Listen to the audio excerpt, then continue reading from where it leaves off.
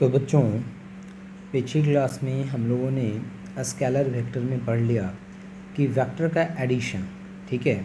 Vector का addition हम कैसे करते हैं उसके बारे में हमने पढ़ लिया। और हमने triangle law of vector addition पढ़ लिया था। Parallelogram law of vector addition भी हमने डिस्कस कर दिया था कि parallelogram law of vector addition जो है, ट्रायंगल लॉ अगर आपको आ गया, जैसे पैरेललोग्राम लॉ में क्या होता है, एक वेक्टर ये है, दूसरा वेक्टर ये है, ठीक है, इन दोनों के बीच का लेट की एंगल थीटा है, तो जो बीच से ये जो जाएगा ये जो है ये आपको रिजल्टेंट दे देगा। तो इसको ऐसे करते हैं कि जैसे ओ बी जो है, ये जो ओ बी है इसको शिफ्ट करा देते हैं यहाँ पे, ठीक है, ए सी बना दिया, और इधर जो ओ ए है इसको इधर शिफ्ट करा देते हैं, एक पैरेललोग्राम बन गया। तो पैरेललोग्राम का जो डायगोनल है ये आपको क्या देने वाला है, रिजल्टेंट देने वाला है। तो अगर आप डिफरेंस देखें कि पैरेललोग्राम लॉ और ट्रायंगल लॉ में क्या डिफरेंस है, तो ट्रायंगल लॉ में होता है कि एक वेक्टर ये है, दूसरा वेक्टर इस तरह से है, ठीक है, दोनों के बीच का एंगल यहाँ पे ये थीटा है।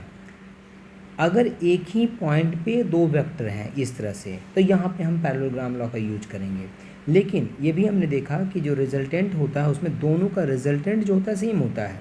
यही रिजल्टेंट का वैल्यू उसमें भी आया था, सिर्फ यहाँ पे पी क्यू है, वहाँ पे ए भी लिया था हमने। तो resultant R equal to root under P square plus Q square plus 2pq cos theta, वहाँ पे हमने ए भी लिया था, तो R equal to root under A square plus B square plus 2ab cos theta आया था। टैन बीटा वैसे ही यहाँ पे भी रिजल्टेंट लेना है, जैसे ये रिजल्टेंट है तो रिजल्टेंट का इनिशियल वेक्टर जो है इसके साथ में एंगल क्या है, फिर टैन बीटा, तो टैन बीटा इक्वल टू ये हो गया।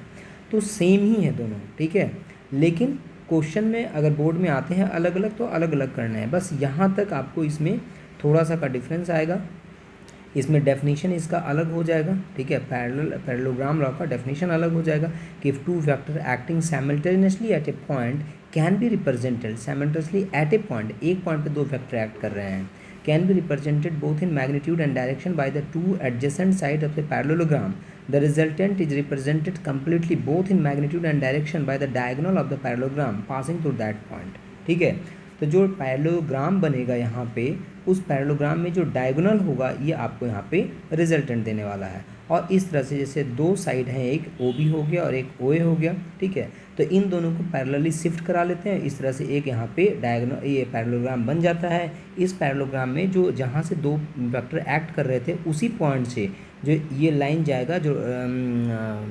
वेक्टर होगा जो कि डायगोनल वेक्टर है, इसका डायगोनल के अलॉन्ग जो होगा वो आपका यहाँ पे रिजल्टेंट देने वाला है। Two vector p and q acting at O are represented by OA and OB respectively complete the parallelogram OACB. Now PQ is equal to OA plus OB is equal to OA plus AC and PQ is equal to वही same चीज़ें फिर यहाँ पे देखो इस तरह से हो गया, ट्रायंगल ही बन गया आपका। ये था एक वेक्टर, ये था दूसरा वेक्टर, ये था, लेकिन हमने पैरेलली इसको शिफ्ट करा दिया, यहाँ से इसको पैरेलली यहाँ पे शिफ्ट करा दिया, ये ट्रायंगल लॉ ही हो गया, ट्रायंगल का दो साइड हो गया और ये इसका ट्रायंगल का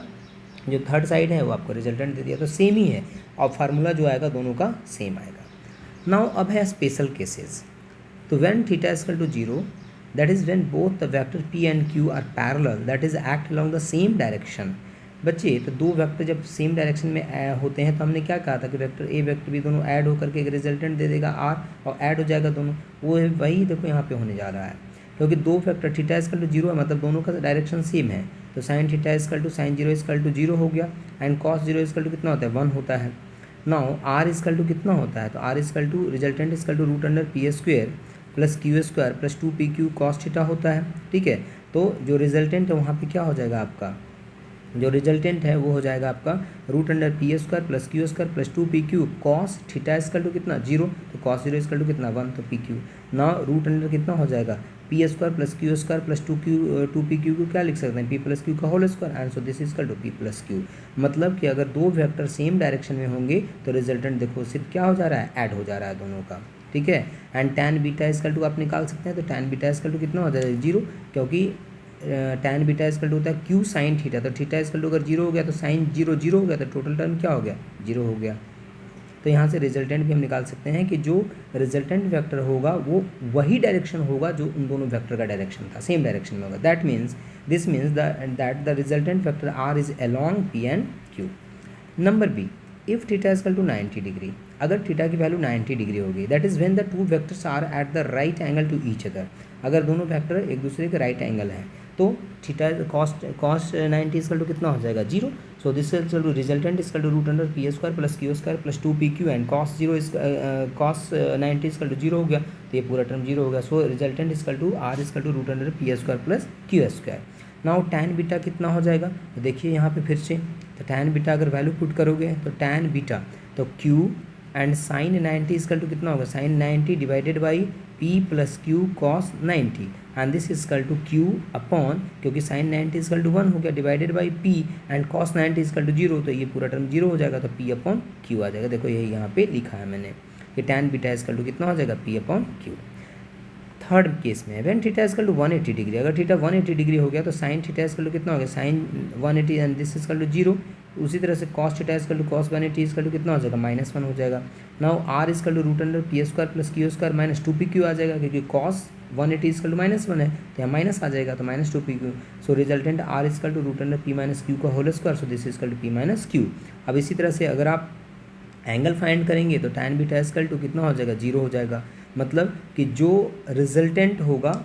जो रिजल्टेंट मतलब कि जो वेक्टर होगा उसका डायरेक्शन जो होगा, ठीक है, और उसका डायरेक्शन जो होगा वही होगा जो मेन वेक्टर का डायरेक्शन होगा, मतलब कि जिसका वैल्यू ज़्यादा होगा उस डायरेक्शन में उसकी वैल्यू हो जाएगी, ठीक है। अब आपसे क्वेश्चन पूछा है, कई बार कंपटीशन में पूछ चुका है नीट में, कि बताओ कि रिजल्टेंट मैक्सिमम कब होगा, रिजल्टेंट की वैल्यू मैक्सिमम कब होगी, जब थीटा इक्वल टू 0 होगा। रिजल्टेंट मैक्सिमम कब होगा, जब थीटा इक्वल टू 0 डिग्री होगा, थीटा इक्वल टू 90 डिग्री होगा, या थीटा इक्वल टू 180 डिग्री होगा। तो तीनों कंडीशन में देखिए, तो पहले कंडीशन में क्या है, जब थीटा 0 होगा तो पी प्लस क्यू आ जाएगा, जब थीटा 90 होगा तो root under P square plus Q square हो जाएगा, जब थीटा इक्वल टू 180 हो जाएगा तो पी माइनस क्यू हो जाएगा। तो इन तीनों में कौन बड़ा है, पी प्लस क्यू बड़ा है, root under P square plus Q square बड़ा है, या पी माइनस क्यू बड़ा है, ठीक है। तो अगर आप देखेंगे यहाँ पे, ठीक है, अगर आप देखेंगे तो मैं एक चीज़ बताता हूँ, अगर लेट कि p इक्वल टू 3 हो गया एंड या q इक्वल टू 4 हो गया, ठीक है, p equal to q and q equal to 4, तो यहाँ पे अगर 4 + 3 करोगे तो कितना आ जाएगा 7 आ जाएगा, यहाँ पे करोगे तो कितना आ जाएगा root under 9 plus root under 16, so this equal to root under 25, so this is 5 हो जाएगा। एंड p माइनस क्यू अगर करोगे तो यहाँ पे कितना हो जाएगा p माइनस क्यू, तो -1 हो जाएगा यहाँ पे। तो किस में वैल्यू ज़्यादा आ रहा है, तो p प्लस क्यू में ज़्यादा आ रहा है वैल्यू। इसका मतलब है कि जब थीटा इक्वल टू 0 डिग्री होगा तो रिजल्टेंट की वैल्यू मैक्सिमम होगी बेटा।